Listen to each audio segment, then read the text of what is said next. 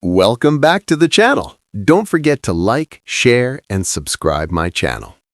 Today, we are explore how to create commercial photo masks. Start by opening your image and duplicating the background layer to maintain a clean, non-destructive workflow. Then use the Object Selection tool to isolate the main subject or product.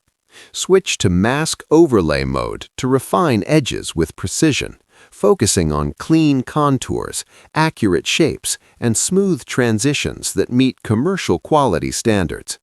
Pay extra attention to areas that define product value, such as logos, edges, reflections, and textures.